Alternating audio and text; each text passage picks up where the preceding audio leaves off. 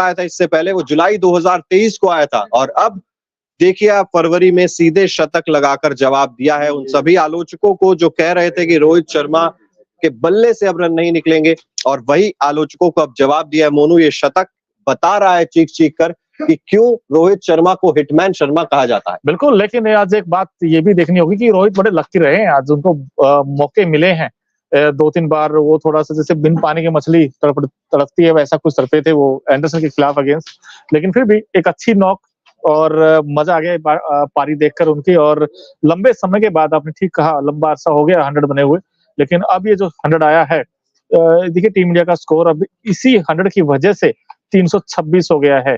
अब ये 326 वाकई बड़ा स्कोर है देखा जाए तो चिराग। बिल्कुल, अभी तक तो देखिए टीम क्योंकि जिस सिचुएशन से निकल कर आई है वो यशस्वी जायसवाल का विकेट जल्दी गिर गया था, शुभमन गिल का विकेट जल्दी गिर गया था और रजत पाटीदार भी कुछ खास योगदान दे नहीं पाए। 33 रन पर 3 विकेट गिर चुके थे और उसके बाद 204 रनों की पार्टनरशिप आई रोहित और जडेजा के बीच, और 77 रनों की पार्टनरशिप आई जडेजा और सरफराज खान के बीच भी। 326 टीम इंडिया ने बना लिया। एक समय लग रहा था मोनू कि टीम इंडिया के अगर रोहित शर्मा जल्दी आउट हो जाते तो कहीं ना कहीं वो 150-200 पर भी टीम इंडिया सिमट सकती थी, लेकिन क्या लाजवाब बल्लेबाजी आज देखने को मिली है रविंद्र जडेजा से भी, जो कह रहे हैं ना कि होम बॉय है, आज गुजरात में छा गए हैं रविंद्र जडेजा। बिल्कुल, लोकल बॉय का देखिए आज इम्पैक्ट डाला उन्होंने और 100 बनाया। इन्होंने लास्ट में मैच अगर आपको याद हो वहां भी 100 आया था, तो देखिए अच्छी पारी खेली और मजा आ गया इनकी बैटिंग देखकर। लेकिन सरफराज खान इन्होंने 62 बनाए, इनके बारे में आप क्या कहेंगे? रन आउट बिल्कुल, देखिए जडेजा से शायद वो बातचीत होगी ड्रेसिंग रूम में जाकर, और नाराज लग रहे थे वहां पर क्योंकि जिस तरीके से खेल रहे थे, जिस इंटेंट के साथ खेल रहे थे सरफराज खान, वो इंटेंट बहुत ज्यादा पॉजिटिव था। ये दिखा रहा था कि एक बड़ा शतक भी बना सकते हैं, लेकिन कोई भी बल्लेबाज अपने डेब्यू मैच पर इतनी अच्छी पारी खेल रहा हो और उसके बाद वो रन आउट हो जाए, ये शायद वो आखिरी सपना ही होगा वो जो देखना चाहता होगा, लेकिन सरफराज खान के साथ कुछ ऐसा ही हुआ है।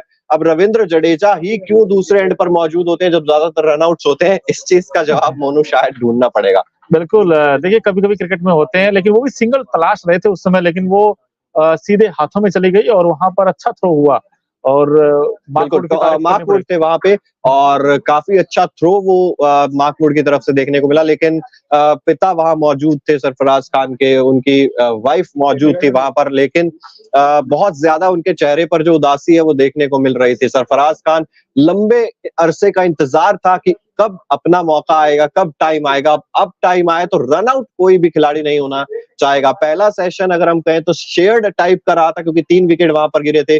दूसरा सेशन टीम इंडिया ने पूरी तरीके से अपने नाम किया, एक भी विकेट नहीं गिरा दूसरे सेशन में इंडिया का, और तीसरे सेशन में 2 विकेट जरूर गिरे हैं, लेकिन रन्स काफी ज्यादा उस सेशन में हमने बनते हुए देखे। इसलिए आज मोनू 3 में से 2 सेशन टीम इंडिया ने अपने नाम किए हैं। बिल्कुल, और अच्छी बात मुझे ये लगी है कि जो जडेजा और रोहित की जो पार्टनरशिप थी वो बड़ी क्रूशियल थी, क्योंकि उसी की वजह से वहां से जो मोमेंटम मिला टीम इंडिया को वो काबिले तारीफ है। और खासकर जडेजा की तारीफ इसलिए बनती है क्योंकि जडेजा की जो बैटिंग है वो बड़े कमाल की किया, जो उन्होंने 110 बनाकर अभी वो खेल रहे हैं इस वक्त क्रीज पर। जडेजा की अच्छी बात ये क्योंकि उन्होंने बहुत अच्छे शॉट्स खेले हैं, उन्होंने ग्राउंड के चारों तरफ स्ट्रोक्स खेले हैं, और ये जो पारी है रविंद्र जडेजा की, ऐसा तो लगता है कि मैच की डिसाइडिंग फैक्टर हो सकता है। बिल्कुल डिसाइडिंग फैक्टर हो सकता है और कल एक नया चैलेंज रहने वाला है। अब इस बारे में भी बात करनी जरूरी है मोनू, क्योंकि वो आखिरी जो 3 ओवर्स डलवाए गए हैं, बेन स्टोक्स ने जो आखिरी 3 ओवर्स डलवाए हैं वो नई गेंद के साथ डलवाए हैं। अब नई गेंद के साथ रिस्क ये रहता है कि आपके रन जरूर जा सकते हैं, कुछ बाउंड्रीज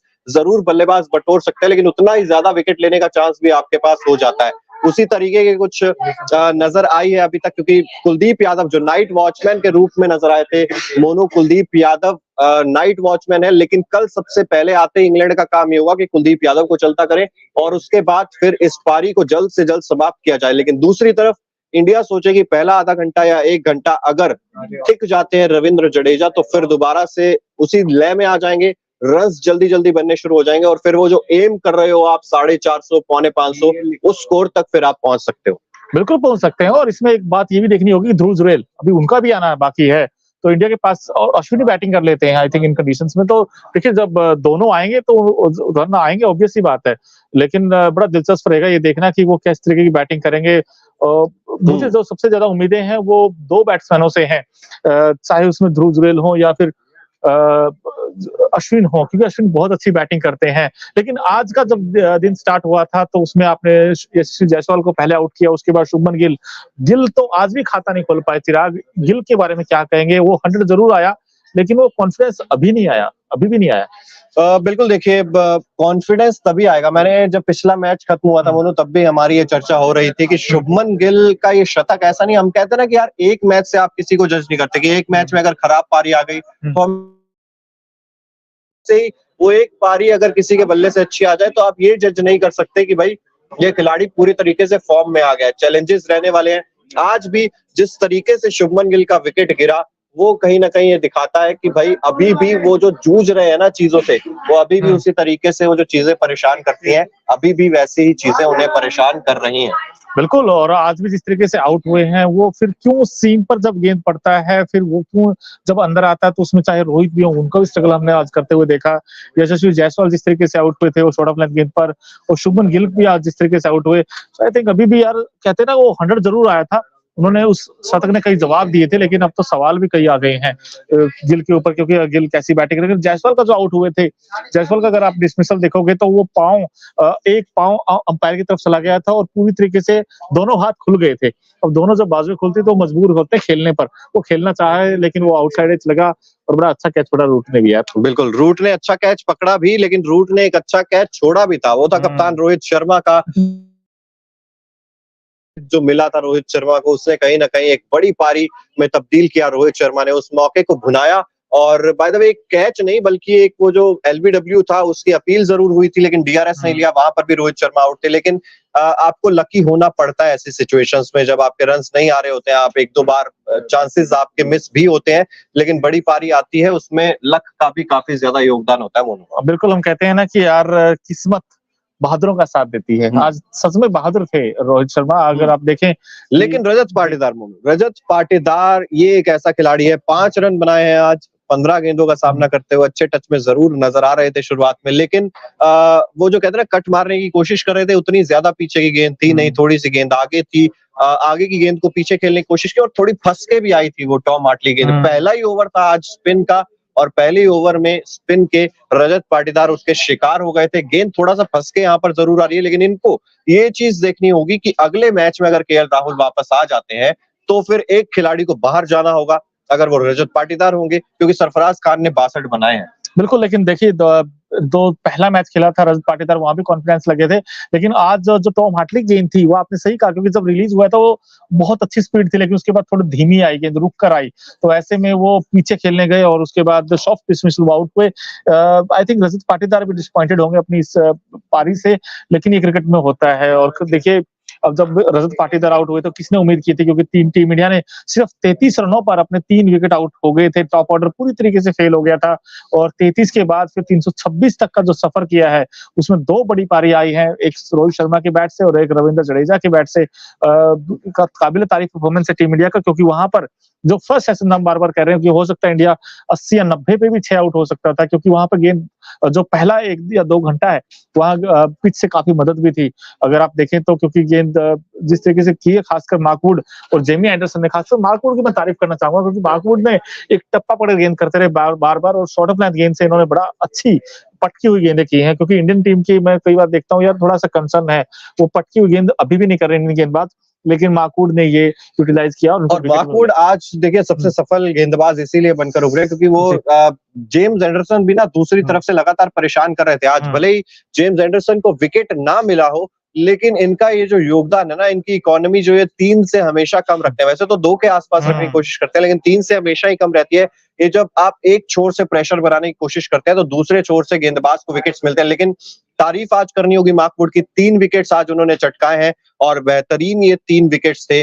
बल्लेबाजों को लगातार छका रहे थे, लेकिन मार्कवुड कल सबसे ज्यादा खतरनाक मुझे लगता है हो सकते हैं, क्योंकि अब नई गेंद है, एक तरफ से एंडरसन होंगे, दूसरी तरफ से मार्कवुड होंगे, और शुरुआत में दोनों ही जो बल्लेबाज है, एक तो नाइट वॉचमैन है आपके, एक रविंद्र जडेजा, दोनों को सावधानी से खेलना होगा। बिल्कुल सावधानी से खेलना होगा और जब वो अंदर आने वाली गेंद है वो बड़ी परेशान करती है एंडरसन की, चाहे मार्कवुड की भी। और मार्कवुड के पास भी वो अच्छी उनके पास पेस है, जब वो पेस जनरेट करते हैं तो उनके पास जब गति है किसी गेंदबाज के पास तो वो गति से बीट होते हैं भारतीय बैट्समैन। लेकिन यार टॉम हार्टली जिन्होंने एक विकेट मात्र लिया, वो उनका रजत पाटीदार को जिस तरीके से फंसाया था वो बड़ा इंपॉर्टेंट विकेट था। उन्होंने आज टॉम हार्टली बार बार इंप्रेस कर रहे हैं। और एक बड़ा इंटरेस्टिंग फिगर है चिराग कि जो इंडियन पेस स्पिनर्स हैं और इंग्लैंड के जो स्पिनर्स हैं, इंडिया ने इस सीरीज में अब तक 23 विकेट झटके स्पिन गेंदबाजों ने, लेकिन अब टॉम हार्टली का ये विकेट उनको ऐड कर दें तो 34 विकेट हो चुके हैं इंग्लैंड के स्पिनर्स को। तो हम कहते हैं ना इंडिया में स्पिनर्स को डोमिनेट करता है, लेकिन इंग्लैंड के स्पिनर तो 34 विकेट निकाल चुके हैं। बिल्कुल, देखिए स्पिनर्स निकाल चुके हैं और इसमें सबसे बड़ी चीज जो क्या है कि इनके पास एक्सपीरियंस नहीं है। सबने एक एक दो दो मैच ही ज्यादातर जो स्पिनर्स खेले। रूट ने जरूर वो पहले और दूसरे मैच में इंप्रेस जरूर किया था, लेकिन आज जो कमजोर कड़ी लगी ना मोनू मुझे, वो जो रूट ही लगे। लगातार एक तरफ से प्रेशर हटाते ही जा रहे थे। फुल टॉस गेंदें कितनी सारी डाली, बिल्कुल वो कहते ना एक लेंथ बॉल कितनी सारी उन्होंने डाली, या तो छोटी पटक देते थे या बिल्कुल पैरों में दे देते, तो उसको कन्वर्ट करना बहुत ज्यादा आसान हो रहा था जडेजा के लिए और रोहित शर्मा के लिए भी। जो रूट ने कहीं ना कहीं आज जो ये इतने सारे रन बने उनमें रूट का बहुत बड़ा योगदान है। बिल्कुल, ना सिर्फ रूट बल्कि रेहान अहमद भी। लास्ट अगर आप तीसरा सेशन देखोगे तो पहले 2 सेशन में उन्होंने ठीक गेंदबाजी की, लेकिन लास्ट में तो सिर्फ रन बचाने के लिए वो गेंदबाजी कर रहे थे। बहुत शॉर्ट वाइड पूरा हाथ खोलने का मौका दे रहे दोनों बैट्समैनों को। और फिर जडेजा तो जिस तरीके की बैटिंग वो करते हैं हम जानते हैं उनको, वो कहाँ बख्शेंगे फिर चाहे कोई भी गेंदबाज हो, क्योंकि वो पुल बहुत अच्छा मारते हैं जडेजा पीछे हटकर। जडेजा ने भी अपनी पारी में बड़े अच्छे 2-3 अच्छे शॉट्स खेले और जडेजा की यही तो खास बात है, क्योंकि जडेजा जब लास्ट में आकर जो हिटिंग करते हैं वो कमाल की करते हैं। बिल्कुल, रविंद्र जडेजा पर भी कल नजरें रहने वाली हैं, क्योंकि 110 पर नाबाद खेल रहे, कुछ अच्छे शॉट्स लगाए हैं। और रविंद्र जडेजा इंजरी के बाद जब वापस आए हैं तो वो कहते हैं ना कि एक तो होम ग्राउंड उनका है और उसके ऊपर से जिस तरीके से जिस अंदाज से बल्लेबाजी करते हैं, आज एक वो सरफराज खान वाला रनआउट छोड़ दें, उसके अलावा ज्यादा गलतियां की नहीं है रविंद्र। एक भी मौका नहीं दिया उन्होंने इंग्लैंड के गेंदबाजों को। कई बार कहते हैं ना डीआरएस उस तरीके का आ जाए या कुछ ऐसा हो जाए, क्योंकि रोहित को अगर आप देखेंगे बैटिंग में तो उनके खिलाफ 2 डीआरएस, पहले अंपायर ने उंगली खड़ी करी तो डीआरएस ले लिया रोहित ने, तब बच गए, वो बैट लगा था। उसके बाद जब वैसे आउट होने वाले थे तो डीआरएस ही नहीं लिया बेन स्टोक्स ने, क्योंकि उन्होंने एक मैच में गलती की थी, एक ही दिन में 3 डीआरएस निपटा दिए थे उन्होंने। तो आज उनको ये लगा कहीं आज भी ऐसा ना हो जाए कि हमारे पास डीआरएस ही ना बचे। तो अगर वो डीआरएस ले लेते तो शायद हो सकता रोहित वहां आउट हो जाते। उसके बाद फिर एक वो अटपटा सा शॉट पता नहीं कैसे खेला था, वो रूट ने वो कैच छोड़ दिया फर्स्ट स्लिप में। लेकिन जो भी हो, रोहित के बैट से बड़ी पारी आनी बहुत इंपॉर्टेंट थी। लंबा टाइम हो गया था, लेकिन ये पारी भी आई, उसके बाद जडेजा का भी सेंचुरी आई और अब तो टीम इंडिया का स्कोर है, अब कंफर्टेबल पोजीशन में है इंडिया। बिल्कुल कंफर्टेबल पोजीशन में है। और रोहित शर्मा जिस तरीके से बल्लेबाजी कर रहे हैं, गुरु मंत्र इन्होंने ही दिया था शुरू में, क्योंकि स्टेप आउट, जब इन्होंने जेम्स एंडरसन को स्टेप आउट करके वो सामने की तरफ मिड ऑन की तरफ से निकालकर चौका मारा था, तब आइडिया लग गया था कि आज रोहित शर्मा किस माइंडसेट के साथ खेलने उतरे हैं। रोहित शर्मा जो लगातार हम कह रहे थे कि पाव नहीं चल रहे हैं, आज स्पिनर्स को भी स्टेप आउट करके मार रहे थे और तेज गेंदबाजों को स्टेप आउट करके मारना है ऐसी विकेट पर जहां पर स्विंग प्राप्त हो रही हो। रिवर्स स्विंग बहुत जल्दी मिलने लग गई थी। ऐसी स्थिति में जिस माइंडसेट से रोहित शर्मा थे, वो कहीं ना कहीं दिखाता है कि पॉजिटिव फ्रेम ऑफ माइंड से अगर आप खेलते हैं तो आप बड़ी पारी उसको कन्वर्ट कर सकते हैं। जैसी पारी शुभमन गिल ने वो वाइजैक टेस्ट में खेली थी चौथी पारी में, वैसी पारी स्टेप आउट कर करके सिंगल्स भी निकालना और बड़े शॉट भी लगाना आज रोहित शर्मा ने दिखाया है।